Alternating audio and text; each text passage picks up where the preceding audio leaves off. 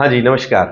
आज हम करने जा रहे हैं भारत का भूगोल जो ग्रेड सेकंड में अन्य प्रतियोगी परीक्षाओं के भी काम का है, जिसमें हम मैराथन क्लास आज जिसमें अपने भारत का भौतिक भूगोल, इसके अलावा जलवायु, इसके अलावा अपवाह तंत्र, शानदार, फनी, मजेदार ट्रिक के साथ आपका बड़ा मनोरंजन होने वाला है। So let's get start. पहला प्रश्न, भारत की भौगोलिक स्थिति और विस्तार के संबंध में निम्नलिखित कथनों पर विचार करें। पहले थोड़ा सा आपकी रिदम बन जाए इसलिए बिल्कुल सामान्य प्रश्न रखे गए हैं, लेकिन आगे जितने भी प्रश्न हैं वो हिंदी ग्रंथ अकादमी एनसीईआरटी की बुक्स का डेटा है। इसके अलावा मोस्ट इंपोर्टेंट जो पीवाईक्यू है वो भी सम्मिलित किए गए हैं। भारत पूरी तरह से उत्तर पूर्वी सामान्य परिचय है, क्योंकि ऐसे तथ्य देख के एग्जामिनर पूछ लेता है ऐसा प्रश्न अक्सर, और फिर ये इतने कथन मिलते हैं कितने सही हैं, ये बिल्कुल नया ट्रेंड है। उत्तर पूर्वी गोलार्ध में तथा एशिया के दक्षिण भाग में स्थित है।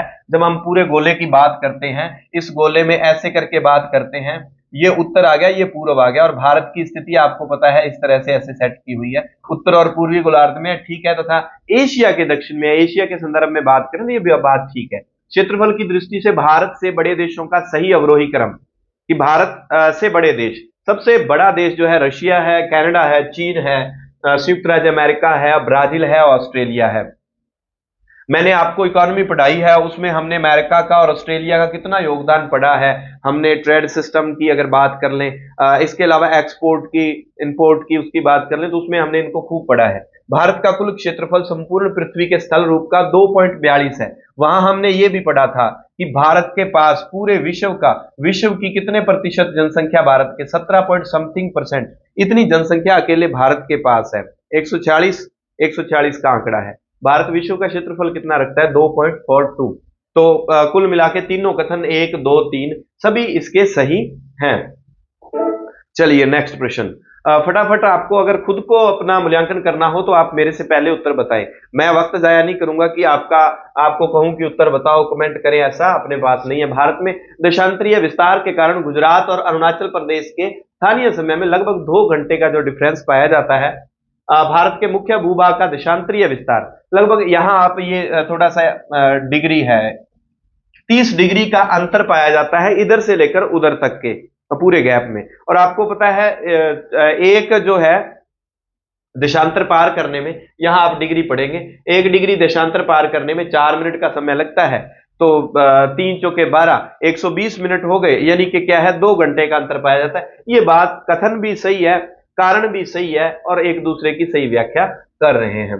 बिल्कुल सामान्य प्रश्न है अभी, लेकिन आपकी चिड़ पूंडियां कढ़ाने वाले प्रश्न अभी आएंगे भाई, खतरनाक। भारत बांग्लादेश सीमा के, ऐसा एक प्रश्न जो है, क्योंकि जीके में पोल साइंस भी लगती है तो राजनीतिक विवाद वाले ऐसे प्रश्न पूछ लिए जाते हैं। भारत और बांग्लादेश के मध्य सीमा की लंबाई 4096.7 किलोमीटर है, जो भारत की किसी भी देश के साथ सबसे लंबी सीमा है। आप कमेंट करके बताएं इसके बाद सेकंड कौन सा देश है जिसके साथ सबसे लंबी सीमा लगती है। यह सीमा रेड क्लिफ रेखा के नाम से जानी जाती है, जिसका निर्धारण 1947 में इसके नाम के द्वारा ही किया गया था।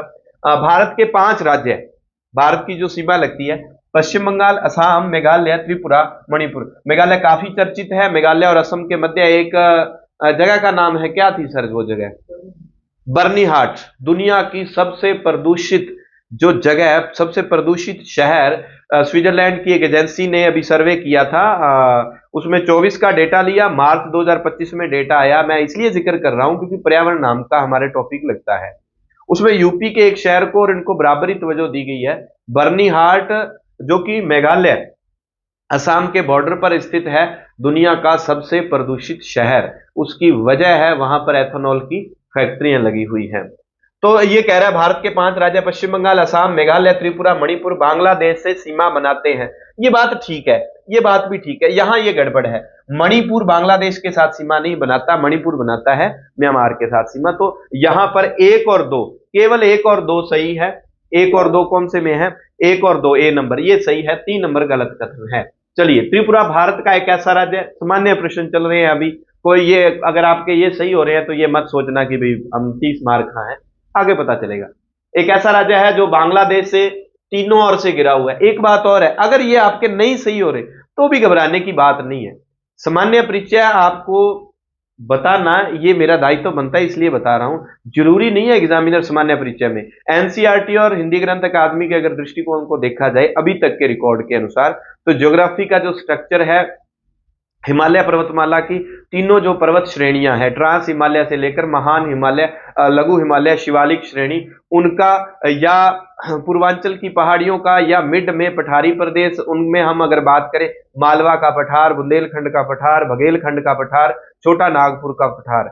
फिर हम उसमें बात करें अगर अजंता से लेकर हरिश्चंद्र तक, अजंता, सतमाला, बालाघाट, हरिश्चंद्र, वो पहाड़ियों का क्रम। फिर अन्नामलाई, नीलगिरी की पहाड़ियां, वो आपकी इलायची वाली पहाड़ियां, अन्नामलाई चोटी, महेंद्रगिरी चोटी, वो पर्वत, वो सारी जो ज्योग्राफिकल स्ट्रक्चर है उत्तर से दक्षिण, पश्चिम से पूर्व, वहां से ज्यादातर प्रश्न पूछे जाते हैं, वो अभी आगे आएंगे। वर्तमान में भारत और बांग्लादेश के मध्य 3 बीघा विवाद। यहां यह कह दिया भारत, त्रिपुरा भारत का ऐसा राज्य है जो बांग्लादेश से 3 ओर से घिरा हुआ है। बात ठीक है। वर्तमान में भारत और बांग्लादेश के मध्य 3 बीघा विवाद और न्यू मूर द्वीप विवाद पूरी तरह सुलझ चुके हैं। आपको ध्यान रखना है, 3 बीघा विवाद और न्यू मूर द्वीप विवाद भारत का किस पड़ोसी राज्य के, क्योंकि जो है पॉलिटिकल साइंस में लगता है भारत का बांग्लादेश के साथ है, वो कह रहा है कि पूरी तरह सुलझ चुके हैं, कोई विवाद नहीं है। अब आपको पता है कथन कारण वाले प्रश्न में क्योंकि लगा के देखना होता है, क्योंकि लग के अगर सही हो रहा है तो ठीक है। ये कह रहा है कि त्रिपुरा भारत का ऐसा राज्य है जो बांग्लादेश से तीनों ओर से घिरा हुआ है, क्योंकि भारत का बांग्लादेश के साथ विवाद खत्म हो गया, इसीलिए तीनों ओर से थोड़े ना घिरा हुआ है। दोनों कथन स्वतंत्र रूप से सही है, लेकिन व्याख्या नहीं कर रहे। नेक्स्ट प्रश्न की ओर चलते हैं। सर सिडनी बुआर्ड द्वारा नदी घाटियों, बड़ी मजेदार ट्रिक, यहां फनी ट्रिक, मजेदार ट्रिक आ रही है, ये मैंने उसमें शॉर्ट वीडियो में भी आपको दी थी। ये भारत का जो है प्रादेशिक विभाजन है हिमालय पर्वतमाला का। सबसे पहले पंजाब हिमालय और कश्मीर हिमालय। मैंने आपको कहा था गुरु तेग बहादुर ने कश्मीर के पंडितों को बचाने के लिए क्या अपना शीश बलिदान में दिया था। किन नदियों के मध्य है, सी से सिंधु, स से सतलुज, सिंधु और सतलुज के मध्य कश्मीर हिमालय। फिर हमने पढ़ा था कुमाऊं, मैंने कहा था माऊ से सका कोई नहीं होता, माऊ से सका कोई नहीं होता, किन 2 नदियों, इतना ही तो प्रश्न आना है। कुमाऊं हिमालय किन नदियों के मध्य है, स से सतलुज, का से काली, माऊ से सका कोई नहीं, सतलुज और काली के मध्य क्या है, कुमाऊं हिमालय। फिर आ गया नेपाल हिमालय किन 2 नदियों के मध्य है। हमने याद किया था सन्नी देओल को, मुझे किसी के टुकड़ों पे पलने की आदत नहीं है कातिया, तो कातिया पलने की आदत, नेपाल हिमालय कातिया में, यानी कि काली और तिस्ता नदियों के मध्य नेपाल हिमालय। माऊ से सका कोई नहीं, सतलुज और काली के मध्य माऊ हिमालय, और कश्मीर के लिए शीश दिया था सिंधु और सतलुज के मध्य। फिर हमने कहा था असम, आस रखनी चाहिए किसको, टीबी के मरीज को, कि मैं भी बच सकता हूं, टी से तिस्ता और बी से ब्रह्मपुत्र, लेकिन यहां गंगा दे दिया, इसलिए गलत, डी नंबर कथन गलत हो गया, ऊपर के तीनों सही है। नेक्स्ट प्रश्न, हो सकता है मेरी स्पीड ज्यादा हो लेकिन आपको मैनेज करना पड़ेगा, हम क्विक रिवीजन कर रहे हैं। ट्रांस हिमालय सबसे ऊपर वाला, जो हिमालय पर्वतमाला से भी पुरानी पर्वत श्रृंखला है, उसको ट्रांस हिमालय कहते हैं। ट्रांस हिमालय को उच्च एशिया की रीढ़ कहा जाता है, ठीक बात है। ट्रांस हिमालय में हमने ट्रिक याद की थी, कालजा, सिया का कालजा कैसा था, सिया का कालजा था ट्रांसपेरेंट। सिया से क्या याद करेंगे, सियाचिन ग्लेशियर किस हिमालय के किस कौन से पार्ट का भाग है, ट्रांस हिमालय का सियाचिन ग्लेशियर, ठीक है। कालजा से काराकोरम श्रेणी, लद्दाख श्रेणी, जास्कर श्रेणी। सिया का कालजा ट्रांसपेरेंट था, इसलिए उसने अपने पति को लाश में बदल दिया। तो ये हमने याद किया था कि ट्रांस हिमालय का भाग कौन कौन से हैं, काराकोरम श्रेणी, लद्दाख श्रेणी, जास्कर श्रेणी, कैलाश श्रेणी, चारों के चारों कैलाश के ट्रांस हिमालय के भाग हैं, ठीक है। ये कथन हो गया। दूसरा, ट्रांस हिमालय को उच्च एशिया की रीढ़ कहा जाता है क्योंकि इस क्षेत्र में स्थित काराकोरम श्रेणी की गॉडविन ऑस्टिन, भारत की सबसे ऊंची पर्वत चोटी कौन सी है, भारत की K2 गॉडविन ऑस्टिन। विश्व की माउंट एवरेस्ट है लेकिन वो भारत में नहीं पड़ती ना, नेपाल में आ गई, तो गॉडविन ऑस्टिन जिसको शॉर्ट में K2 कहा जाता है, भारत की सबसे ऊंची चोटी है जो है 8611 मीटर। क्या इसीलिए ट्रांस हिमालय को उच्च एशिया की रीढ़ कहा जाता है, क्योंकि यहां पर K2 और नहीं, एक श्रृंखला एक चोटी के कारण उसको हिमालय की रीढ़ नहीं कहा जाता, वो उसकी वैज्ञानिक स्थिति के कारण हिमालय की रीढ़ कहा जाता है। कथन दोनों सही है, ए और आर दोनों सही है, परंतु आर ए की सही व्याख्या नहीं कर रहा, ये उसकी व्याख्या नहीं कर रहा, कथन सही है। नेक्स्ट प्रश्न, हिमालय के प्रमुख दर्रे। अब दर्रे दिए हुए हैं, जो जिला जम्मू कश्मीर के जास्कर श्रेणी में, ज से जास्कर श्रेणी, जय से जम्मू, जय से जो जिला दर्रा, ठीक है। शिप किला, शिप कहां, हिमाचल में है, जहां से सतलुज नदी, कोई दिक्कत नहीं, हमें तो ये देखना है, ठीक है। नाथुला स्कीम पाके नत्थ पाने वास्ते स्कीम लानी पैंदी है ना। तो नाथुला दर्रा सिक्किम राज्य में है, जिसे 1962 के भारत चीन युद्ध के बाद बंद कर दिया गया था और 2006 में पुनः खोला गया, ठीक है, स्कीम लाके नत्थ पौड़ी सी, ठीक है। उमलिंग दर्रा, उमलिंग लद्दाख में स्थित है, जो विश्व की सबसे ऊंची सड़क मार्ग है। उमलिंग दर्रा विश्व की सबसे ऊंची सड़क मार्ग है। तो कुल मिला के क्या है, सभी चारों कथन ठीक है। तीन दर्रे ये हो गए, चार दर्रे, एक दो दर्रे और आएंगे, तो दर्रे हमें 5 7 10 दर्रे याद रखने होते हैं। दर्रा, पश्चिमी हिमालय और पूर्वी हिमालय की तुलनात्मक विशेषताएं देखते हैं। पश्चिमी हिमालय समझते हो, हिमालय का पूर्वी भाग जो है पूर्वांचल वाला, जहां पर हिमालय पर्वत श्रेणी तलवार की भांति है, म्यांमार वाले और उस एरिया में। पश्चिमी हिमालय में जैव विविधता कम मिलती है, जबकि पूर्वी हिमालय में जैव विविधता अधिक मिलती है। पश्चिमी हिमालय में औसत वर्षा 100 सेमी से कम होती है, जबकि पूर्वी हिमालय में औसत वर्षा 200 सेमी से अधिक होती है। उधर वो मेघालय की तरफ उधर जब जाते हैं। पश्चिमी हिमालय में हिम रेखा, स्नो लाइन की ऊंचाई कम मिलती है, जबकि पूर्वी में, जो टेस्ट सीरीज चलाई थी वहां मैंने ये प्रश्न बना के दिया था, तभी बच्चों को डाउट था, उनको ये लगता था कि पश्चिमी हिमालय, जो मूल हिमालय जहां हम घूमने जाते हैं, कि वहां पर हिम रेखा की ऊंचाई कम नहीं, वहां ज्यादा होगी। हिम रेखा की ऊंचाई की बात कर रहा है, उस रेखा की ऊंचाई कम नहीं है, वहां ऊंचाई क्या है, पश्चिमी हिमालय में हिम रेखा की ऊंचाई ज्यादा है, पूर्वी हिमालय में हिम रेखा की ऊंचाई क्या कम है।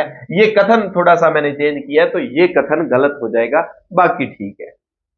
हो सकता है बाउंसर जाए डीपली समझाने बैठ जाऊंगा तो वही समय बहुत ज्यादा लग जाएगा। उत्तर के विशाल मैदान के संबंध में निम्नलिखित कथनों को ध्यानपूर्वक पढ़िए। इस मैदान का निर्माण इन नदियों से हुआ, ठीक है। यह मैदान लगभग 2400 किलोमीटर लंबा और 240 से 300, ये एनसीईआरटी के तथ्य हैं, डायरेक्ट उठाए हुए हैं, कोई ऐसी लाइन आ जाती है तो ध्यान रखना है। 7 लाख वर्ग किलोमीटर क्षेत्र में फैला है, 24 किलोमीटर लंबा है, इतना ध्यान रखना है।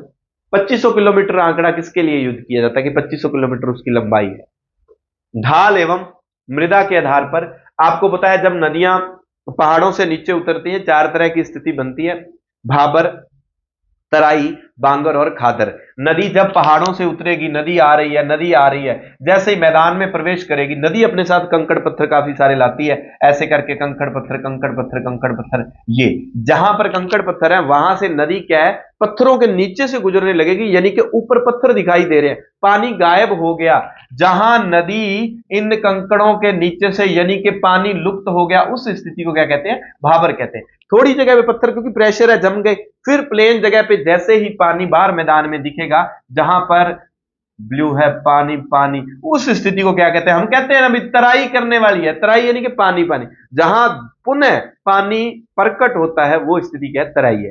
फिर दो स्थितियां होती है, बांगड़ और खादर, जो नदी का या वर्षा का पानी जहां बार बार पहुंच जाता है, ऐसे नदी आ रही है, नदी टूटी है ना, नदी टूट के यहां तक पानी उसका पहुंच रहा है, वो तो क्या होता है, खादर होता है, उपजाऊ मैदान। जहां दूर तक पानी नहीं पहुंचता, एक बार पहुंचा, ऊंचे ऊंचे टीले बन गए, ठीक है, बड़िया बड़िया आप मट जी बना लेने हो, वो क्या होती है, बांगड़ स्थित होती है, यानी कि ये बंजर मैदान है, यहां पानी पहुंचता ही नहीं है, कुछ होता ही नहीं। खादर में हर वर्ष थोड़ा बहुत निचला मैदान है, पानी पहुंच जाता है, और नदी का पानी पहुंचता है, तो नदी की मिट्टी उपजाऊ मिट्टी होती है, तो ये उपजाऊ स्थिति है। तो 4 तरह की स्थिति बनती है ऊपर से नीचे तक की, ठीक है। तो कुल मिला के ये तीनों ही कथन जो है सत्य है। इसके बाद 2-4 प्रश्न है, इसके बाद खतरनाक प्रश्न शुरू होंगे। निम्नलिखित में से कौन सा युग्म सही सुमेलित है, चलो। जैली भाई स्कीम पे आ गया, मुझे बता देना सिक्किम में है क्या, तो ये गलत हो गया। शिप किला, शिप हिमाचल में हमने पढ़ा था, तो ये बात ठीक है। नीति, ठीक है, नीति जो है, नीति हमेशा अच्छी रखो कि उत्तर दिया जा सके, किसी बात पे चीटिंग नहीं करनी। नीति दर्रा उत्तराखंड में है, ठीक है, और ये लद्दाख श्रेणी का हिस्सा नहीं है, तो आप कमेंट करके बताएंगे क्या ये कुमाऊं श्रेणी का हिस्सा है क्या, ये बताना। बॉम्बडीला, स्वेट शॉर्ट ड्रेस में बॉम्ब लग दी मैनू, अरुणाचल प्रदेश में है बॉमडीला दर्रा। ठीक है, इस तरह से ध्यान रखें। तो यहां ये सही है, बाकी तीनों गलत है। चलो भाई, अब कोई वीडियो अरुणा देख रही हो वो बुरा मत मानने भाई, है ना। काराकोरम पर्वत श्रेणी के संबंध में निम्नलिखित कथनों पर विचार करें। इसे वही बात आ गई, काराकोरम श्रेणी है कौन सी? ट्रांस हिमालय की पहली कालजा, कारा ल से लद्दाख, जा से जास्कर श्रेणी। पुनः रट लेना। लघु हिमालय की श्रेणी में हमने तो वो अलग पड़ी थी, पीर पंजाल। पीर ने धोला नाग महाभारत में छोड़ दिया था, बाद में नन्ही सी सूरी रानी के खेत में मर गई थी, लोगों ने मैदान में उतरकर उसे बुग्गियां दी, प्यार किया, वो अलग ट्रिक आपको बताई। इसे उच्च एशिया की रीढ़ तथा महाभारत काल में कृष्णगिरी कहा जाता था। भारत की सर्वोत्तम पर्वत चोटी K2 गॉडविन ऑस्टिन इसी श्रेणी का हिस्सा है। पुनः कह रहा हूं, K2 ट्रांस हिमालय की पर्वत श्रेणी है काराकोरम। ट्रांस हिमालय की पर्वत श्रेणियां कितनी है? काराकोरम, लद्दाख और जास्कर और कैलाश। इन चार में से जो काराकोरम श्रेणी है, क्या काराकोरम श्रेणी की चोटी है या जास्कर की है? ये आप कमेंट करके बता, थोड़ा सा बता। मुझे लग रहा है यही है। सियाचिन ग्लेशियर जो भारत का सबसे बड़ा ग्लेशियर है, काराकोरम की नुब्रा घाटी में स्थित है। तो प्रश्न संख्या 10 क्या उत्तर रहेगा? थोड़ा सा आप कमेंट करके बताएं मुझे भाई, क्या उत्तर रहने वाला है? क्या तीनों कथन सही है? 1 2 3 4 बाबा थारी जय जयकार, तीनों ही कथन सही है। चलिए लद्दाख श्रेणी के बारे में आता है, यानी कि ट्रांस हिमालय की काराकोरम के बाद दूसरी श्रेणी लद्दाख की बात करते हैं। चलो, यह श्रेणी उत्तरी भारत के पीर पंजाल व जासकर श्रेणी के मध्य है। नहीं, सबसे पहले कौन सी थी? काराकोरम थी। लो भाई, काराकोरम, फिर लद्दाख थी, ठीक है, फिर जासकर थी, उसके बाद कैलाश इधर पड़ जाती है, भारत में नहीं है ये, तिब्बत वाले उस इलाके में, यहां आ गई। फिर लघु हिमालय की शुरू हो जाएगी, पीर ने धोला, पीर पंजाल, धौलाधर, ठीक है, वो शुरू हो जाएगी। अब इसने क्या कहा, हमने ये ट्रिक में मैंने आपको पढ़ाया हुआ था कि लद्दाख श्रेणी पीर पंजाल व जास्कर श्रेणी के मध्य है। ये आ गया पीर पंजाल, ये आ गया जास्कर, इन दोनों के मध्य तो कुछ भी नहीं है। बाबा जी का ठुल्लू। वैसे यहां कश्मीर घाटी है, वो आगे आ जाएगा, लेकिन लद्दाख श्रेणी किन के मध्य है? काराकोरम और जास्कर के मध्य है। जास्कर तो ठीक है, पीर पंजाल नहीं है। यहां मैंने की चालाकी, ठीक है, और आपको समझ आ गई नहीं, पता चल गया मुझे लगता है, काराकोरम श्रेणी। इसका मतलब ये कथन गलत है। इस श्रेणी की सबसे ऊंची पर्वत चोटी राकापोशी, जो विश्व की तीव्रतम ढाल वाली चोटी है, लद्दाख श्रेणी की सबसे ऊंची चोटी। भारत की सबसे ऊंची चोटी कौन सी श्रेणी में है? काराकोरम में। काराकोरम श्रेणी किसका भाग है? ट्रांस हिमालय का, ठीक है। यहां स्थित पैगांग झील भारत और तिब्बत की सीमा पर स्थित खारे पानी की प्रसिद्ध झील है। यानी कि ये ठीक है, ये ठीक है। 2 और 3, केवल 2 और 3 सही है, 1 नंबर गलत जो है कथन वो गलत। चलिए, लघु हिमालय की ढलानों पर पाए जाने वाले शीतोष्ण कटिबंधीय घास के मैदान। आज लघु हिमालय की ट्रिक, लघु पीर ने धोला नाग महाभारत में छोड़ दिया। अब धोला नाग महाभारत में, पीर पंजाल श्रेणी, धौलाधर श्रेणी, नाग टिब्बा श्रेणी और महाभारत श्रेणी। महाभारत में जब छोड़ा ना, तो फिर क्या था? जब महाभारत में छोड़ा तो नैनी सी, यानी कि लघु सी, छोटी सी, ध्यान रहे ना भाई, ये लघु श्रेणी का है। नैनी सी सूरी की रानी के खेत में मर्ग हो गई, तो लोगों ने मैदान में उतर कर प्यार दिया। बुग्गिया ने प्यार लाड़ कर दिया, प्यार दिया। अब ये सारे प्रश्न है भाई, कैसे प्रश्न पूछा जाता है? स्वास्थ्यवर्धक स्थान नैनीताल, शी से शिमला, सूरी से मंसूरी, रानी के खेत से रानी खेत, एक दार्जिलिंग रह गया। नैनीताल, मंसूरी, रानी खेत, शिमला स्वास्थ्यवर्धक स्थान किस हिमालय का भाग है? लघु हिमालय का, नैने से हिमालय का, लघु हिमालय का, ठीक है, 2 नंबर। फिर दूसरी बात, पूछा जाता है मर्ग प्यार बुग्याल क्या है, मर्ग प्यार बुग्याल क्या है। यह है शीतोष्ण घास के मैदान। क्या है? शीतोष्ण घास के मैदान। ठीक है, ये देखो शीतोष्ण कटिबंधीय। कई बार बहुत डीपली उसने गलत करवाना है ना एग्जामिनर ने, तो वो क्या करता है, शीतोष्ण को उष्ण कटिबंधीय भी कर सकता है। तो ये सारे के सारे ये इसकी ट्रिक हो गई। लघु हिमालय में इससे ज्यादा कोई बड़ी बात है नहीं। अब हम इनके तथ्यों को पढ़ते हैं, क्योंकि इसमें मैं थोड़ा सा और बता दूंगा आपको एक्सप्लेनेशन। जम्मू कश्मीर में इन घास के मैदानों को मर्ग कहा जाता है। घास के मैदानों को पश्चिम और मध्य में मर्ग कहा जाता है। हिमालय के पूर्व वाले हिस्से में, जो सिक्किम वाला, असम वगैरह वो वाला इलाका है पश्चिम बंगाल का, वहां द्वार कहा जाता है। क्योंकि जब पहाड़ों से मैदानी भाग में जो प्रवेश होता है, द्वार किसको कहते हैं, अपने गेट को, दरवाजे को। तो पहाड़ों से मैदान में जो प्रवेश का भाग होता है उसको द्वार कहा जाता है। यानी कि घास के मैदानों को कश्मीर में मर्ग कहा जाता है, जैसे सोनमर्ग, गुलमर्ग, ठीक है, वैसे जो मर्ग हो जाती है वो मर्ग। उत्तराखंड में इन्हें बुग्याल, आ गया बुगिया, प्यार के नाम से जाना जाता है। इन मैदानों का उपयोग स्थानीय चरवा जाति गुर्जर, बकरवाल, भोटिया पशुचारण हेतु किया जाता है। सिक्किम में, नोट करेंगे, बहुत इंपॉर्टेंट, सिक्किम में इन्हें मर्ग और दून दोनों नामों से जाना जाता है। अब जम्मू कश्मीर में घास के मैदानों को मर्ग कहते हैं, इसका मतलब सिक्किम में तो मर्ग होगा नहीं, ये तो गलत हो गया। मर्ग, दून और द्वार अलग हैं, सॉरी मैंने द्वार बोल दिया। मर्ग बुग्याल प्यार ये घास के मैदान है। यहां मैं चेंज कर देता हूं, दून और द्वार ये क्या है, ये घाटियां है। क्या है? घाटियां है। घाटियां किसके मध्य है, ध्यान रखना, लघु हिमालय और शिवालिक के मध्य। मैं उसको थोड़ा चेंज कर देता हूं क्योंकि द्वार मैंने वहां बोल दिया। लघु हिमालय है घाटियां, पहाड़ों से मैदान में उतरने के जब आते हैं वो घाटियां है। उसको पश्चिम में दून कहा जाता है। दून इसने क्या है, सिक्किम में नहीं, पश्चिम में कहते हैं, हिमालय के पश्चिम वाले एरिया में, जहां उत्तराखंड वाला और इधर हम जम्मू कश्मीर की तरफ जाएंगे। और पूर्व वाले हिस्से में, सिक्किम वाले हिस्से में क्या कहा जाता है, सिक्किम वाले हिस्से में यह कहा जाता है द्वार। अब दो बातें, बुग्याल व प्यार क्या है, मर्ग बुग्याल प्यार क्या है, यह है शीतोष्ण घास के मैदान।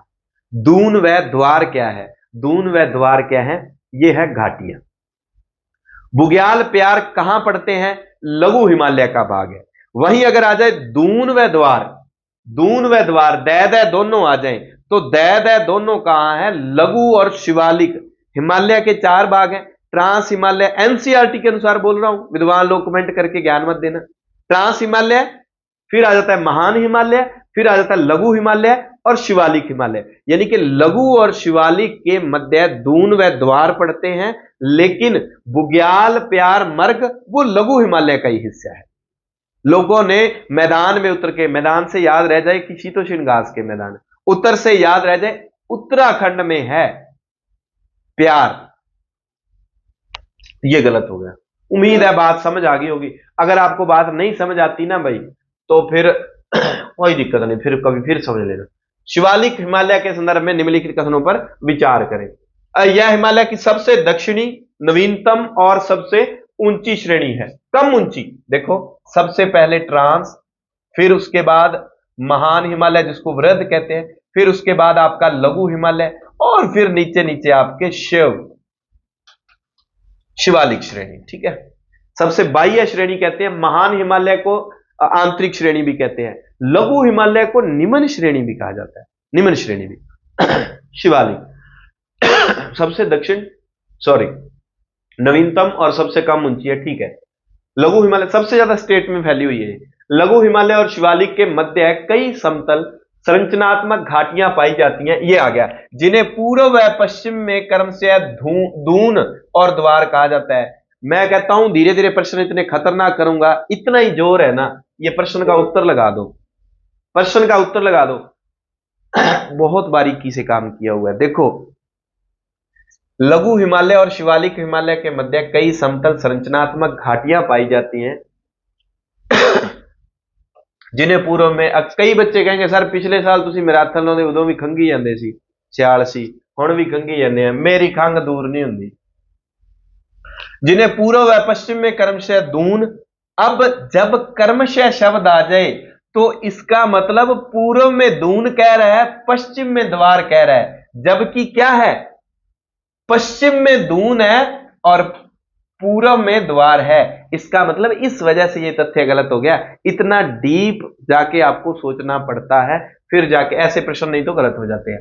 शिवालिक की दक्षिणी सीमा पर 500 मीटर की सर्वोच्च रेखा स्थित है और इसे उत्तरी मैदान में अलग करती है। हमें ये कोई दिक्कत नहीं है, ये दोनों कथन 1 और 3 सही है, यानी कि 2 नंबर कथन गलत है।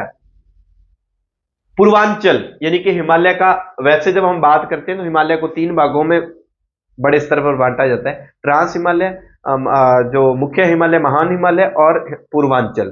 फिर जो महान हिमालय उसके 3 पार्ट आते हैं, लघु वृद्ध हिमालय, लघु और शिवालिक। लेकिन एनसीईआरटी ने 4 ही भाग बना दिए। प्रादेशिक विभाजन अलग है, हिमालय के कश्मीर हिमालय और कुमाऊं हिमालय, नेपाल हिमालय, असम हिमालय, वो प्रादेशिक विभाजन है पश्चिम से पूर्व की।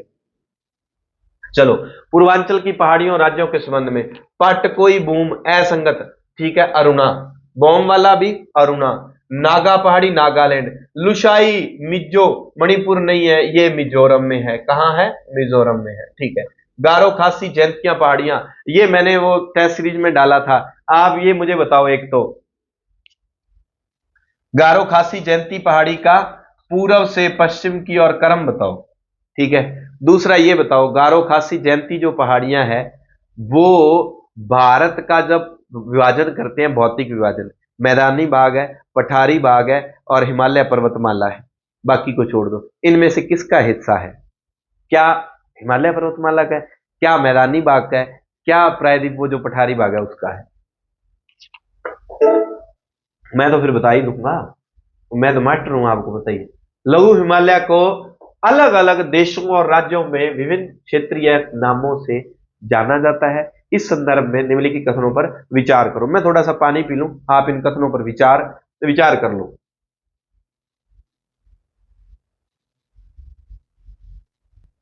हाँ जी, जम्मू कश्मीर में इसे पीर पंजाल, किसे लघु हिमालय को कहा जाता है, जो लघु हिमालय की सबसे ऊंची चोटी है। हमने ये पढ़ा था अलग अलग नाम। हिमाचल में इसका विस्तार धोला, पीर ने धोला नाग और डलहौजी शिमला यहाँ आ जाते हैं। उत्तराखंड में इसे नाग टिब्बा, ठीक है, धोला नाग छोड़ दिया, और महाभारत में, है ना, ये हमने पढ़ा था। तो ये चारों कथन जो है, 1 2 3, तीनों कथन जो है बिल्कुल सही है लघु हिमालय के संदर्भ में।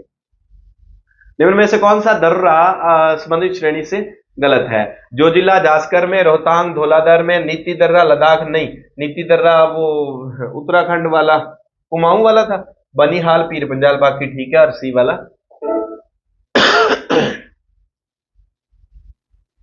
यही है क्या? कोई करेक्शन है तो बता देना। खादर प्रदेश भारत के सर्वाधिक उपजाऊ मैदान होते हैं, जहां जनसंख्या घनत्व भी। खादर कौन सा है? जहां वर्षा का पानी, वो सॉरी नदियों का पानी पहुंचता है। खादर, क्योंकि खादर श्रेणी में नदियों के बाढ़ का पानी लगभग प्रतिवर्ष पहुंचता है, जिससे यहां लगातार नई जलोढ़ मिट्टी का निर्माण होता है। 1 और 2 दोनों सही हैं और आर एक ही सही व्याख्या करता है।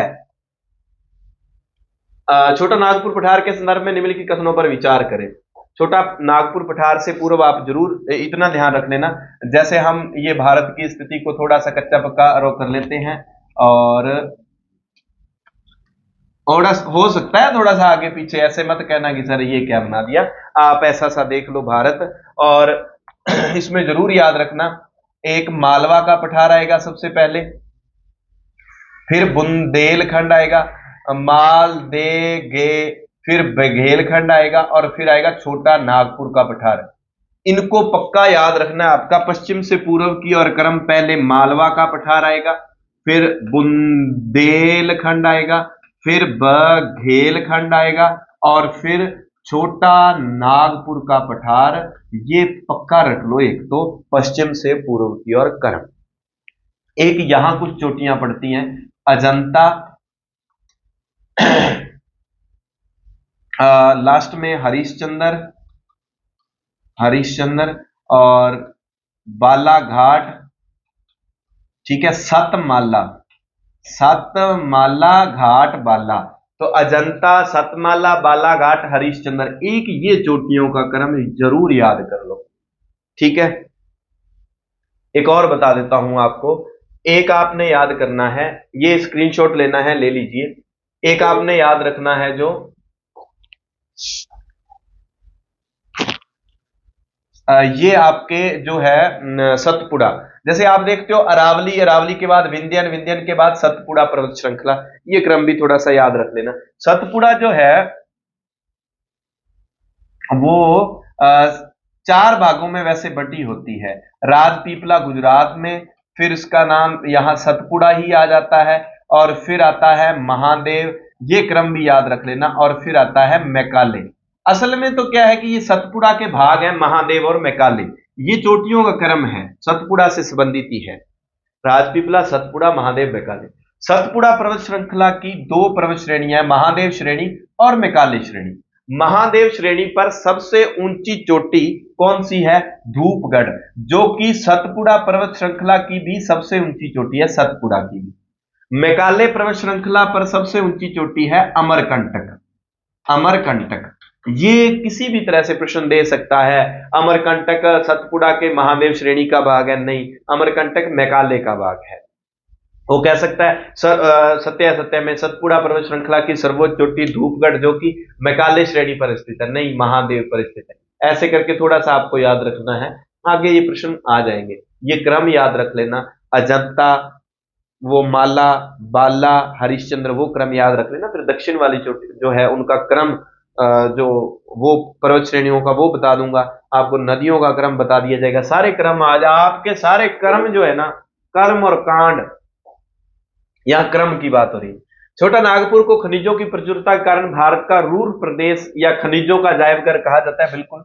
दामोदर नदी इस पठार को दो भागों में बांटती है, हजारीबाग का पठार और दक्षिणी भाग रांची का पठार में विभाजित करती है। इस पठार पर जुरेसिक युगीन लावा का आवरण भी मिलता है। एक, दो, तीन, तीनों कथन जो है बिल्कुल ही सही है, आप क्रम जरूर याद रखना।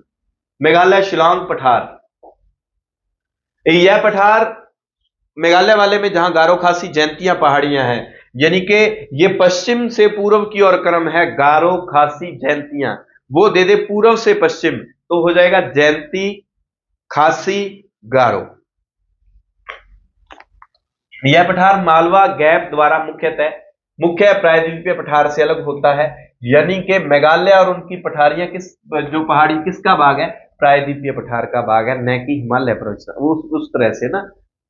इसकी सबसे ऊंची पर्वत चोटी नोकरेक गारो पहाड़ियों में स्थित है, ठीक है, याद रख लेना। विश्व का सर्वाधिक वर्षा वाला स्थान मानसीराम, ये बदलता रहता है भाई, ये पुराना तथ्य है ना। इस पठार के दक्षिण में म्यांमार की सीमा लगती है, अभी तक बदला तो नहीं है। इस पठार के दक्षिण में म्यांमार की नहीं, बांग्लादेश की सीमा लगती है, तो ये तथ्य गलत हो जाता है। पश्चिम बंगाल, बांग्लादेश, तो ये म्यांमार की सीमा तो नहीं लगती। ये इनके बारे में कथन जो है। नोकरेक चोटी जो याद रख लेना।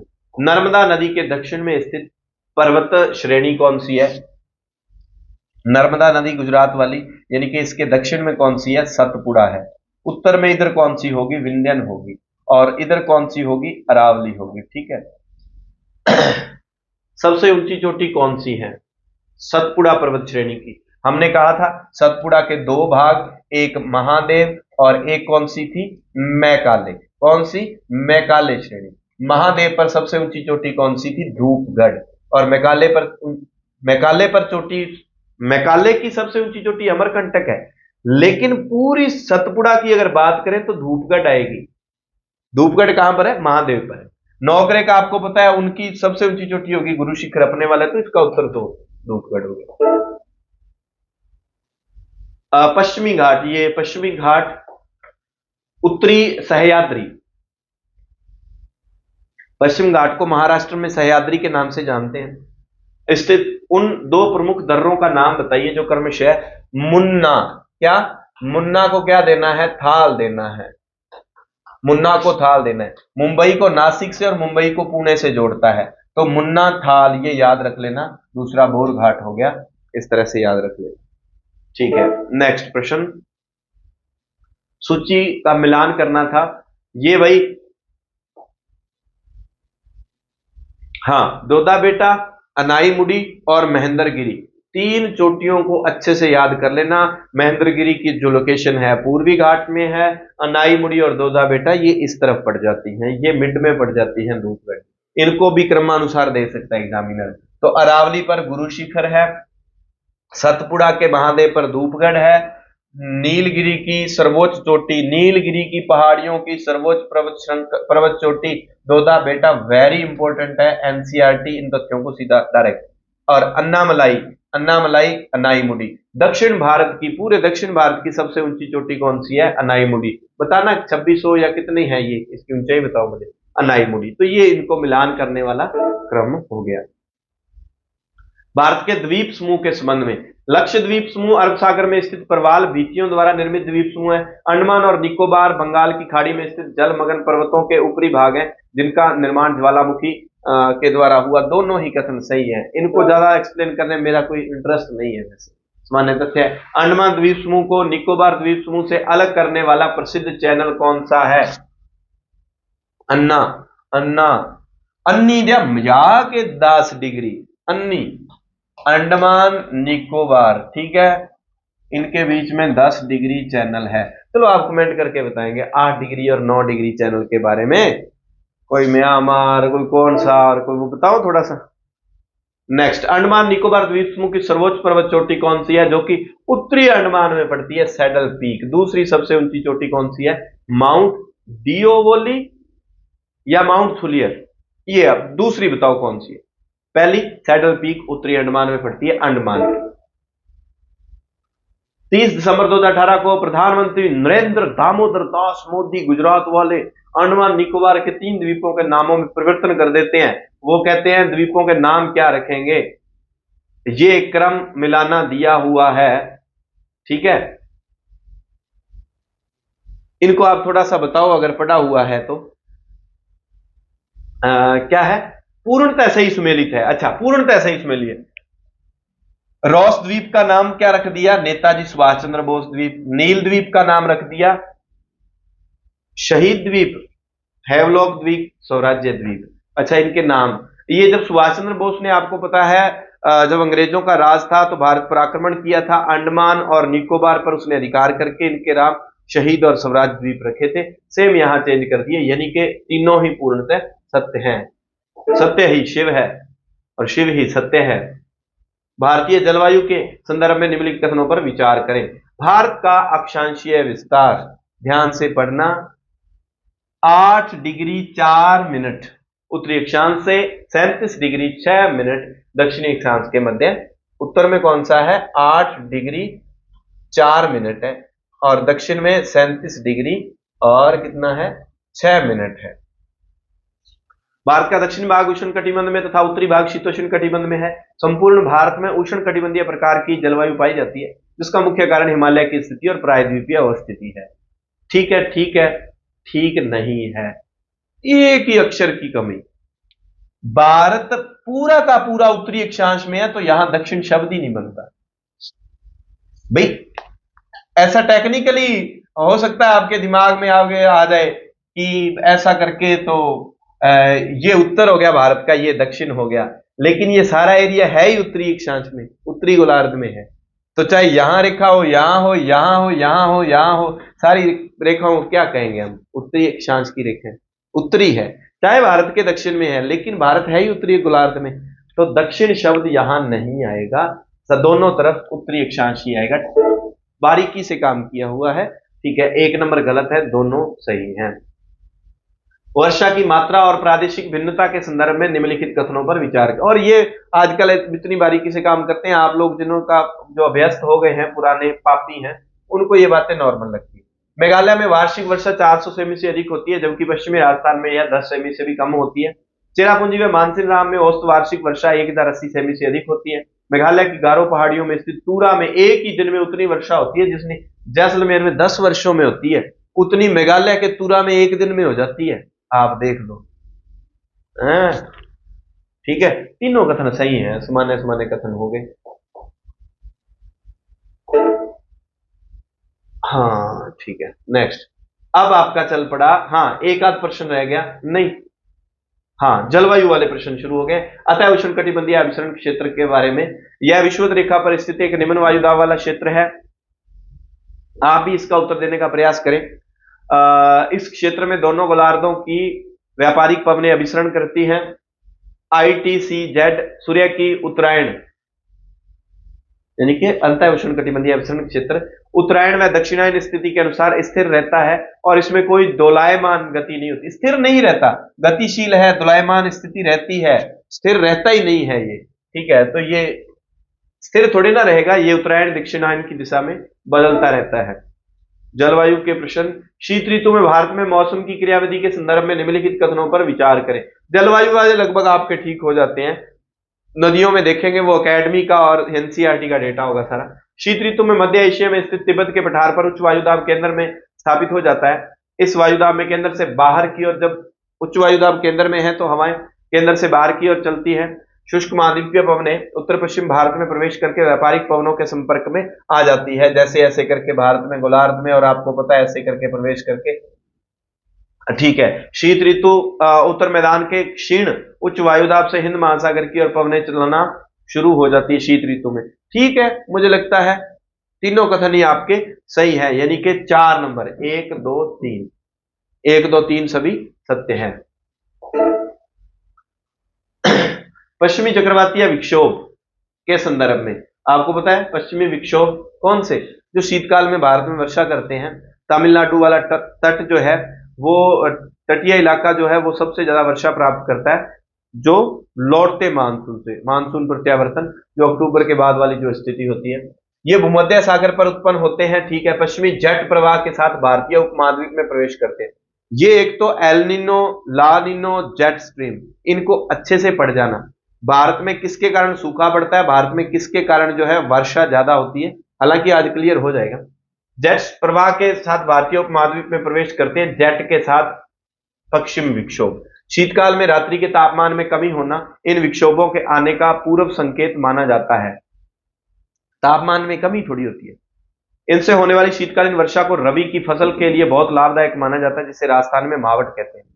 मुझे लगता है इसका उत्तर होना चाहिए 1 और 3, यानी कि सी नंबर 1 और 3। क्यों? क्योंकि शीतकाल में रात्रि के तापमान में कमी होना इन विक्षोभों के आने का पूर्व संकेत नहीं है।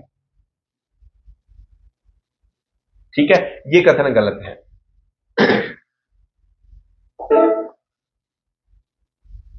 वर्षा ऋतु के दौरान होने वाले स्थानीय चक्रवातों को क्या कहते हैं? चेरी ब्लॉसम कहां है? अच्छा, क्या मिलान करना है?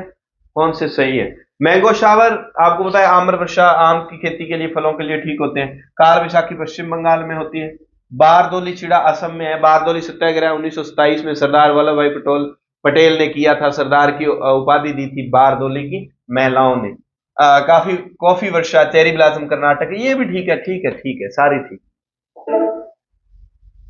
नेक्स्ट, जेट स्ट्रीम, ये लो भाई, जेट स्ट्रीम से संबंधित कथनों को आप पढ़ें। जेट स्ट्रीम ऊपरी वायुमंडल में 6 से 14 किलोमीटर की ऊंचाई पर क्षोभ मंडल में जो है तीव्र गति से चलती है। जेट स्ट्रीम संकड़े व लंबे सर्पिलाकार मार्ग में भ्रमण करती है। इनकी चौड़ाई 40 से 160 किलोमीटर तक के एरिया में ये चलती है। जेट स्ट्रीम मुख्यतः 3 प्रकार की होती है। ना ना ना, यहां गड़बड़ होगी। जेट स्ट्रीम 4 होती है, उष्ण, उपोष्ण, ध्रुवीय और उपध्रुवीय, 4 तरह की होती है जेट स्ट्रीम। ठीक है, तो 3 नहीं है, ये कथन गलत हो गया। 100 से 120 किलोमीटर की प्रति घंटा रफ्तार से जो तेज आती है वो जेट स्ट्रीम है। और यहां तक ये देख लो, इसकी गति यहां तक भी हो सकती है, यानी कि ए बी डी जो सही है, सी नंबर इसका गलत है। ला नीना, एल और ला नीना। ला नीना का प्रभाव भारतीय मानसून के लिए अत्यंत लाभकारी और सकारात्मक होता है। ठीक है, ला नीना सकारात्मक, ला क्या, ला मानसून, ला मानसून, ला, ठीक है, भारत के लिए सकारात्मक। ला नीना की स्थिति जो है पेरू के तट के निकट प्रशांत महासागर का तापमान सामान्य से कम हो जाता है, जिससे महासागरीय उच्च वायुदाब तंत्र मजबूत होकर व्यापारिक पवनों को भारत की ओर तीव्रता से धकेलता है और भारत में जो है वर्षा होती है, मानसून का आना। ए और बी दोनों सही है और आर ए की सही व्याख्या करता है ए नंबर कथन इसके संदर्भ में। बस इतना जरूर ध्यान रखना, ला नीनो के कारण भारत में अच्छी स्थिति होती है। ला नीनो भारत के लिए अच्छी है, भारतीय मानसून के लिए अच्छी है, भारतीय फसलों के लिए अच्छी है, किसानों के लिए अच्छी है, लोगों के लिए अच्छी है। शीत ऋतु में कहां, पेरू के तट पर इसकी उत्पत्ति होती है, प्रशांत महासागर। शीत ऋतु में चलने वाली पवनों की दिशा और प्रकृति के संबंध में, इस ऋतु में पवनें उच्च वायुदाब से निम्न वायुदाब की ओर चलती हैं। मैदानी भाग में इन पवनों की दिशा उत्तर पश्चिमी होती है, जो गंगा मैदान को पार करने के बाद उत्तर पूर्व से दक्षिण पश्चिम की ओर हो जाती है। क्योंकि ये पवनें स्थल से जल की ओर चलती हैं, इसलिए पूर्णतः शुष्क होती हैं और इनसे भारत के किसी भी भाग में वर्षा नहीं होती। ये तो सीधा ही गलत हो गया।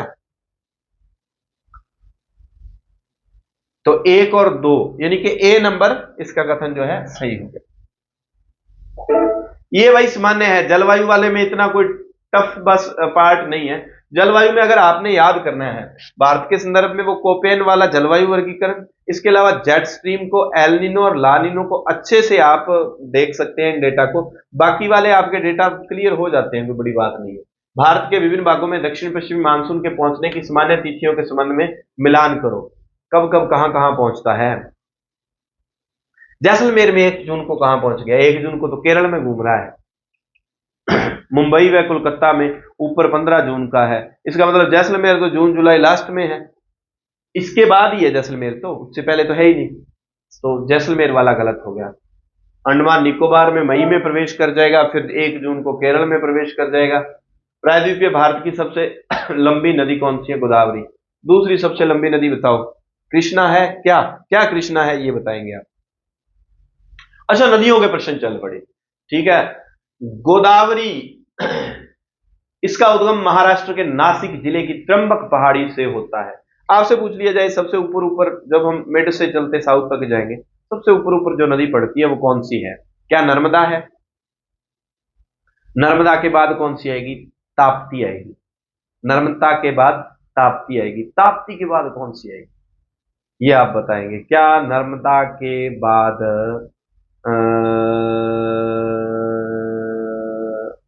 गोदावरी तो नहीं आएगी, कृष्णा भी नहीं आएगी, ठीक है, क्योंकि गोदावरी और कृष्णा की स्थिति होगी मैं आपको कहूं 4 और 5 की।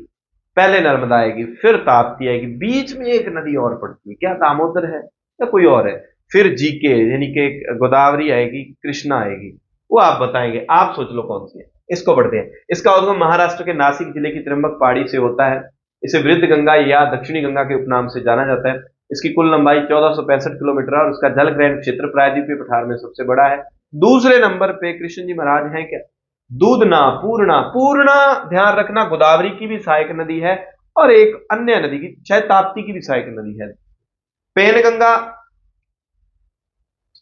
वेनगंगा, ठीक है, लेकिन आप ये बताएं दूध गंगा किसकी है, क्या दूध गंगा कृष्णा की है, दूध गंगा, दूध गंगा, पेन और वेन गंगा, ठीक है, दूध गंगा अलग है, उधर आगे पढ़ेंगे हम, लेकिन दूध ना इसकी सहायक नदी है। साबरी, मंजरा इसकी प्रमुख सहायक नदियां हैं। कुल मिला के ये चारों के चारों कथन एकदम सही है। पढ़ लेंगे, नदियों को क्रमानुसार भी करेंगे, निश्चिंत रहो आप, सुमेलित कर लो भाई। हमने थालघाट क्या पढ़ा था, मुन्ना पढ़ा था, ठीक है। पीएम कभी बोर नहीं होने देते, पीएम यानी कि पुणे और मुंबई, बोर घाट हो गया। और उसके बाद पाल घाट ये हो गया, कोको, कोको कोको पाल घाट हो गया, इधर कोका है इधर कोको है, ठीक है।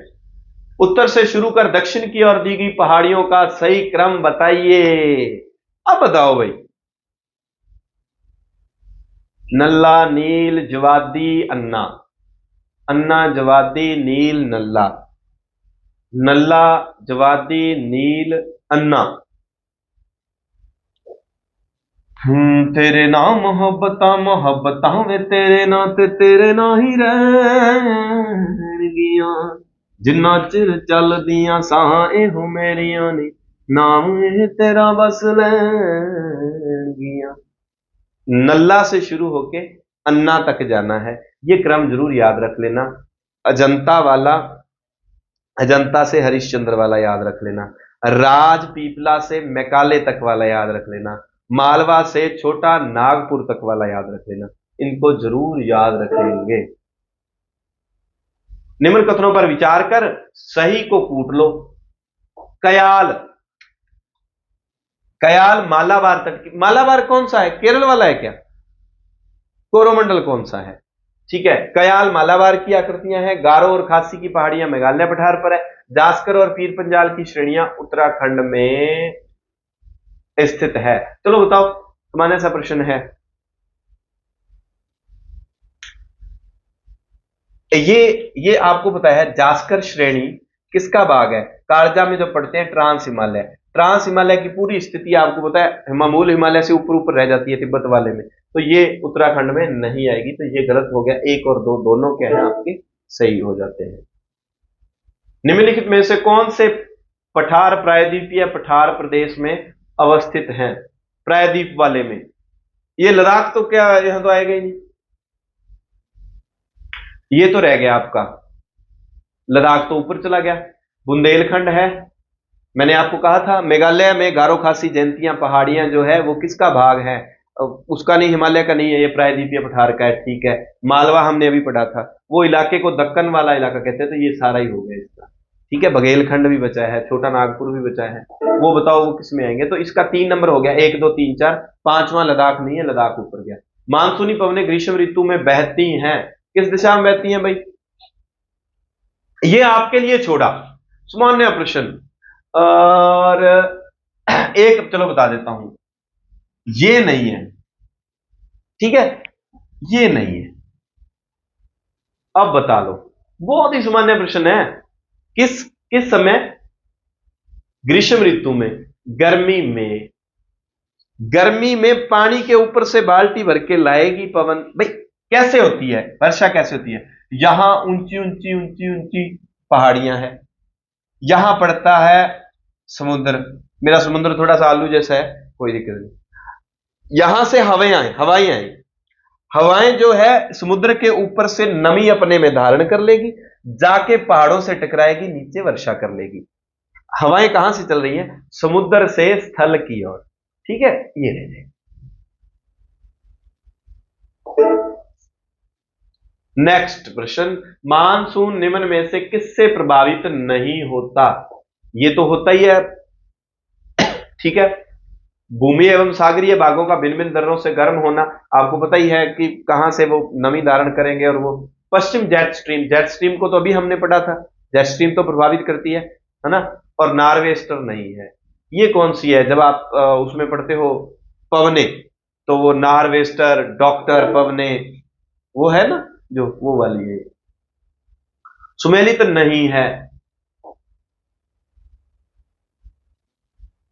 मालाबार तट याद रख लेना, इसमें मैं आ गया, ये कुपेन वाला है, तो ये माला आ गया।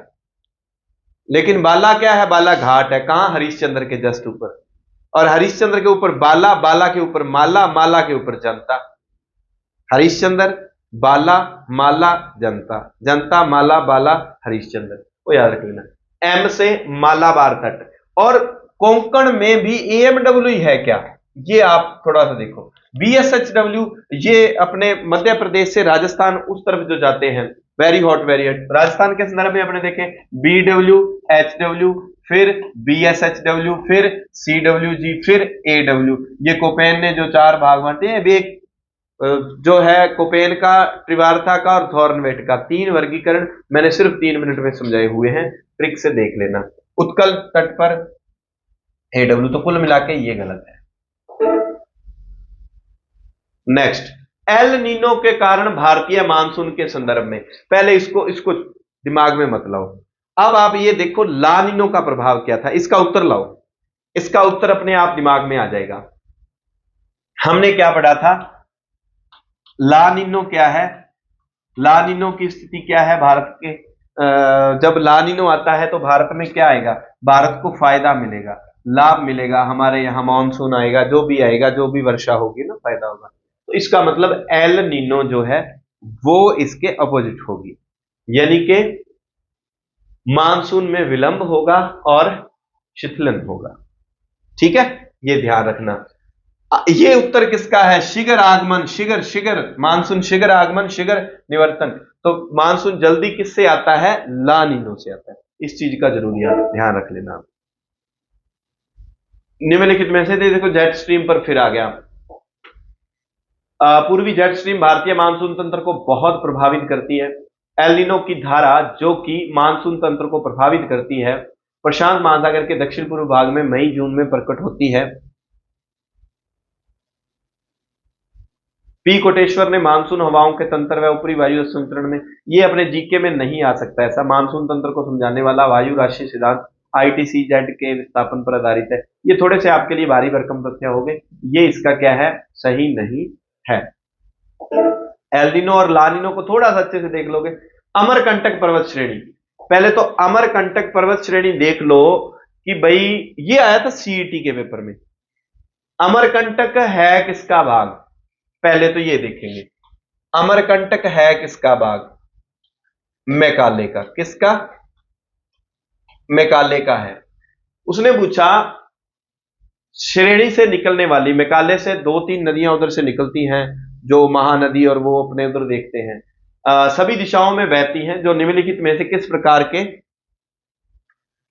जल अपवाह तंत्र प्रतिरूप का। सीईटी में आया हुआ है, आप उत्तर लगाएं। हाँ, इसका उत्तर लगाने से पहले मैं आपको बता देता हूं,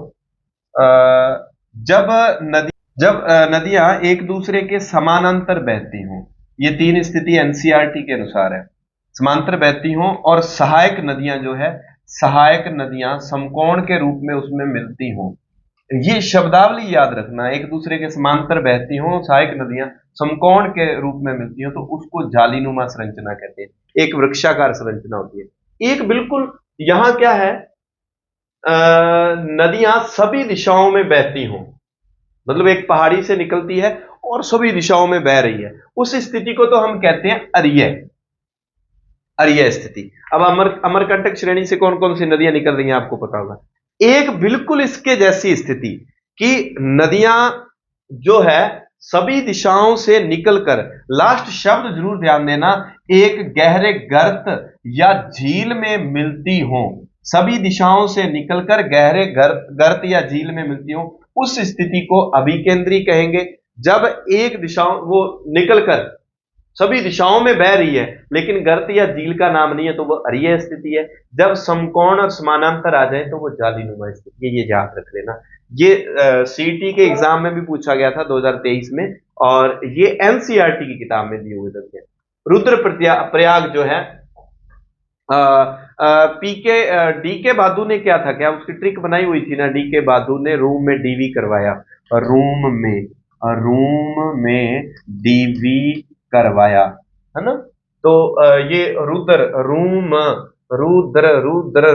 रूम, बताओ अलकनंदा के साथ क्या मिलेगी, मंदाकिनी, अलकनंदा के साथ मंदाकिनी। तो डीवी डीवीडी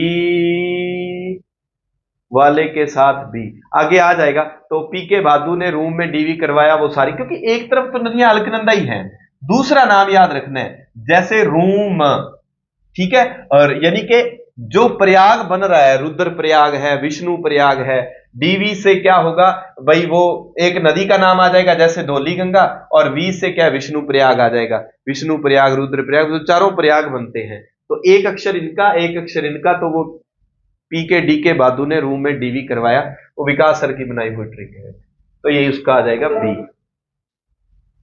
नेक्स्ट, कौन सी नदी गंगा नदी प्रणाली की दाहिनी सहायक नदी है, दाएं ओर से मिलने वाली, दाएं ओर से, दाएं ओर से। सोना कितना सोना है सोने जैसा, मेरा मन, तेरा नहीं, मेरा मन सोने जैसा। अच्छा एक और बात बताओ, कल मैंने एक शॉर्ट वीडियो डाली थी, उसमें नदी थी गोमती। गोमती राजस्थान में किसकी सहायक नदी है, सोम की। सोम कौन पिएगा, जिसको गम होगा, जिसको जख्म होंगे, तो सोम की सहायक नदी है जाखम और गोमती, राजस्थान में भी है, ध्यान रखना। नर्मदा नदी पश्चिम की ओर बहती है, जबकि अधिकांश अन्य प्रायद्वीपीय नदियां, बड़ी नदियां पूर्व की ओर बहती है। ऐसा क्यों है, क्यों है ऐसा, बताओ क्यों है ऐसा, ऐसा क्यों। यह एक रेखीय विभ्रंश रिफ्ट घाटी में विस्तृत है, सिर्फ ये है इसकी वजह, ठीक है। भी अन्य उधर बह रही हैं तो ये विभ्रंश घाटी में, इसलिए ऐसा हो रहा है, बाकी कोई लंबी चौड़ी बात नहीं है, आपको तो सारा ही पता है। काबिनी भवानी अमरावती, अमर हो गए कौन, नदी किसकी सहायक नदियां है, ध्यान रखना बेरी जो है ना, बेरी का बेरी, बेरी जो है वो अमर हो गई क्योंकि उसको भवानी का, काविनी का, इनका आशीर्वाद मिला हुआ था, एक दो नाम और होंगे, तो ये सारे के सारे कावेरी की सहायक नदियां हैं। कृष्णा की सहायक नदियां कोई आती है आपको, महानदी की किसी की सहायक नदियां बताओ, पूर्णा गोदावरी की भी सहायक है, ताप्ती की भी सहायक है।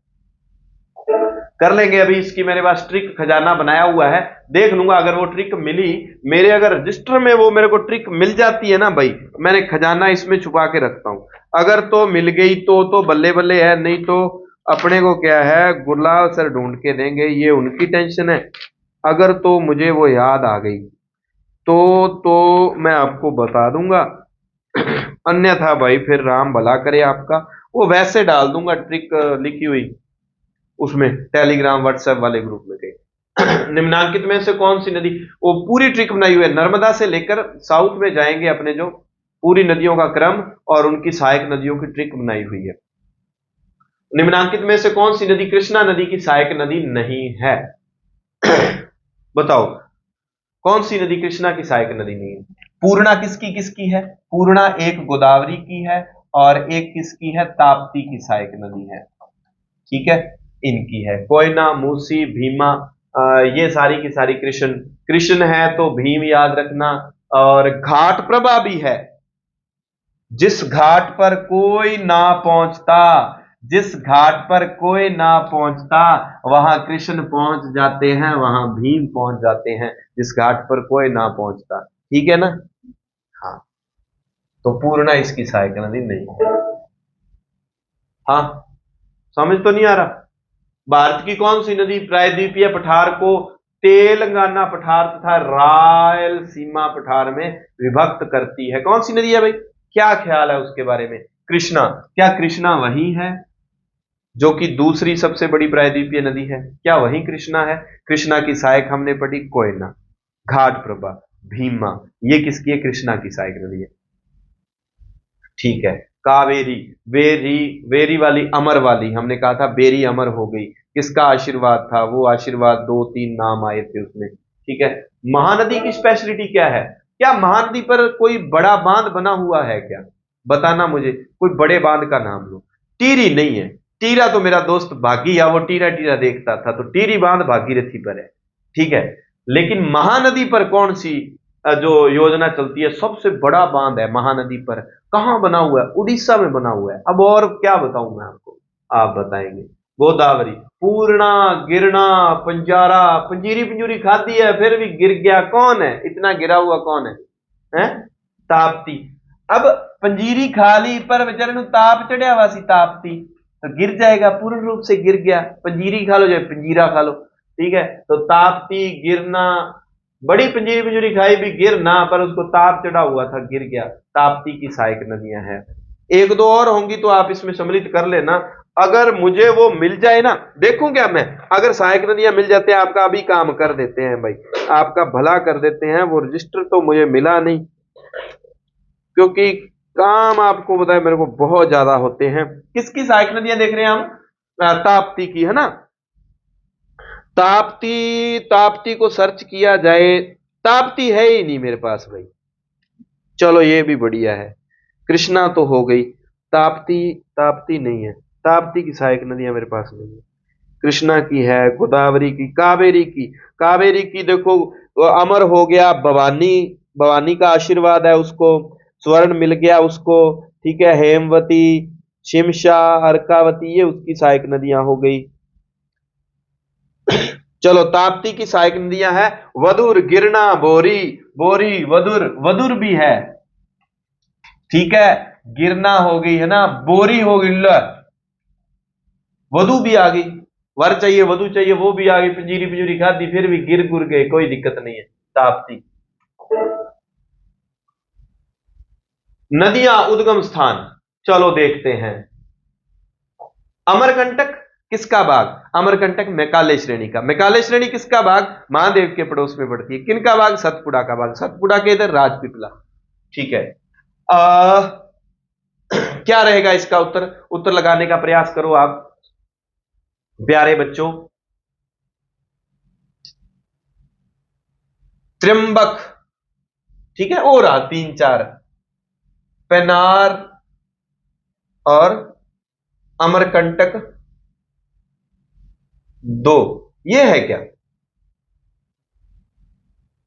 ठीक है, यही है त्र्यंबक गोदावरी, बी का चार, यही है, बिल्कुल यही है। ठीक है भाई, वो मैंने ट्रिक तो बनाई हुई थी, रजिस्टर मिल जाता ना भाई। नर्मदा जो है जीके में, वो क्या थी, जीके में क्या थी, जीके में पता नहीं कमजोर थी। फिर वो पेन बैग में वे गई, पेन भर के बैग में अपने यार को, पेरियार को दे गई। ठीक है, लास्ट में जो है इस तरह से वो पूरी बनाई हुई थी ट्रिक सी। अब वो मेरा रजिस्टर ही नहीं मिल रहा मुझे, क्योंकि लाइट रहती नहीं है, बड़ी मुश्किल से। ये डर है कि इधर उधर ढूंढने के चक्कर में क्लास पहले ही ना खत्म हो जाए। तो भैया क्या करें, लाइट रहती नहीं है, पैसे इतने हैं नहीं, फीस हम कोई लेते नहीं है आपसे, कहां से लगाएं सौर ऊर्जा प्लांट।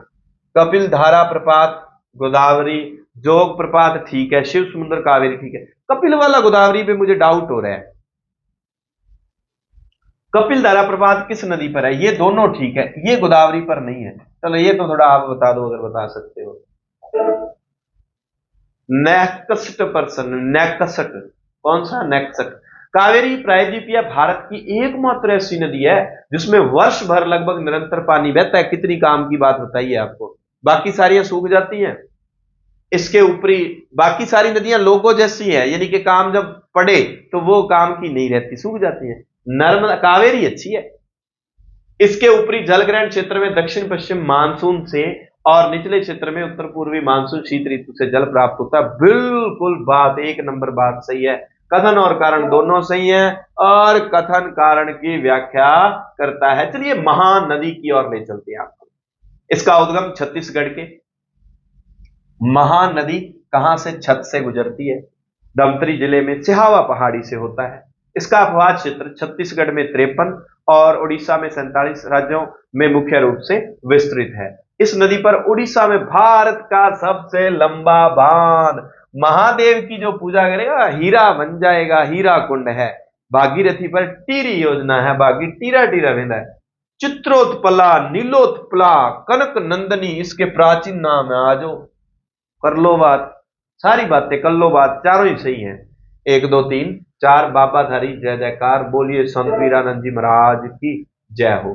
कावेरी नदी के बाएं और दाएं तट की सहायक नदियां, ये लो कावेरी की पूरी नदी हो जाएंगी। बाएं तट पर भाई ये बेरी है, बेरी का पेड़ खड़ा है, ठीक है। उसके दाएं और बाएं, बाएं तट पर कौन सी है? कावेरी कई रंग की है, ठीक है। हेमावती है, शिमशा है, अर्कवती है। बेरी दे फुल्लां दा अर्क पी लो ने तुसी, बहुत वधिया होगा, ठीक है, थोड़े ते वधिया रंग चढ़ जाऊगा। दाएं तट की नदियां, बेरी अमर हो गई, कई रंग की बेरी, क्योंकि उसको भवानी का, लक्ष्मण का, इनका आशीर्वाद मिला हुआ था, सोने की तरह अमर हो गई। अमरावती नदी कावेरी की सबसे लंबी सहायक नदी है। अच्छा, एक शरावती नदी इंपॉर्टेंट है। शरावती नदी किसकी सबसे लंबी नदी सहायक नदियों में? शरावती है। अमरावती किसकी है? कावेरी की सबसे सहायक नदी। कृष्णा नदी की सहायक नदियों के दाएं और बाएं तट के आधार पर वर्गीकृत करने वाले युग्मों में से कौन सा संगत है? अच्छा, कृष्णा आ गया, ठीक है। कुदाली बड़ा कूद रहा है, वरना कोय ना पंच गंगा दूध गंगा, जहां कोई ना पहुंचे वहां कृष्ण जी ने लोगों की उछल कूद बंद कर दी, ठीक है। बाएं तट पे ये देखो, घाट प्रभा, माल प्रभा, कोई कितना ही तंग हो, किसी घाट पर बैठा हो, उसको कोई माल खजाना जो भी चाहिए, दूध चाहिए, पंच रतन चाहिए, जहां कोई ना जाएंगे वहां कृष्ण जी जाएंगे। कृष्णा याद रख लेना, ठीक है। येरला, भीमा, डिंडी, मूसी, पलेरू, मनेरू, इनमें से आप भीमा, मूसी इन दोनों को याद रख लेना, क्योंकि वो 5 4 नदियों के नाम देता है, उसमें फेमस फेमस नाम देके आपसे पूछता है। हैदराबाद शहर किस नदी के किनारे? प्रश्न ही बन बुन गया, पता ही नहीं चलता, सारी बातें ठीक है इसमें। कृष्णा नदी, अब कृष्णा नदी के बारे में और क्या आता है? महाराष्ट्र के सह्याद्री पर्वत में महाबलेश्वर के निकट इसका उद्गम होता है। यह पूर्व दिशा में बहने वाली दूसरी सबसे बड़ी प्रायद्वीपीय नदी है कृष्णा। पहली कौन सी है? गोदावरी। इसकी कुल लंबाई 1401 किलोमीटर है।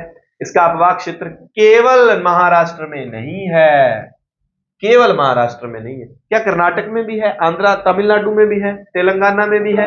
क्या है बताओ आप, केवल महाराष्ट्र में ही है। कृष्णा नदी के संदर्भ में निम्नलिखित कथनों के बारे में। अच्छा, 2 बार आ गया प्रश्न, चलो बच गए। मैं डर रहा हूं असल में कि प्रश्न और लो रे खत्म होगी कहानी। ठीक है भाई, सभी प्रश्न हो चुके हैं। नेक्स्ट प्रश्न थोड़ा देखो, समय लग जाएगा, हो सकता है एक दिन। वनस्पति ऊर्जा वाला और वो वाले जो चैप्टर पढ़े वो होने के बाद फिर हम रुक करेंगे राजस्थान की और, जो कि हमारा अपना है। उसमें बिंदास 3 घंटे की क्लास भी आपको, तो एक 3 घंटे में पूरी राजस्थान की हिस्ट्री और आर्ट एंड कल्चर नहीं करवाऊंगा क्योंकि उसमें सामान्य प्रश्न आ रहे हैं। ट्रिकली उसको बहुत अच्छे से पढ़ाया हुआ है। प्रयास किया जाएगा साइको या पोल साइंस में से एक क्लास आपको दे दी जाए। और किसी के मन में ये हो पेपर आगे जा सकता है, ये हो सकता है, वो हो सकता है, जब पूरी सूचना आ जाए तभी मानना। इधर उधर की सूचनाओं से आपको किसी भी तरह की परेशानी हो रही है तो वो बहुत गलत है। ये आरपीएससी का काम है। बच्चे मैसेज करके पूछेंगे स्क्रीनशॉट का भेज के, सर क्या हो सकता है? सर बाबा जी थोड़ी है, बाबा जी होता तो मैं आपकी बात थोड़ी सुनता। ठीक है। और सीधा सा है कि 4 जुलाई को कोर्ट में तारीख है, उसमें पता चलेगा। बाकी आरपीएससी की मंशा है पेपर समय पर करवाने की। ठीक है, आप अपनी तैयारी निरंतर जारी रखें। धन्यवाद। जय हिंद, जय भारत।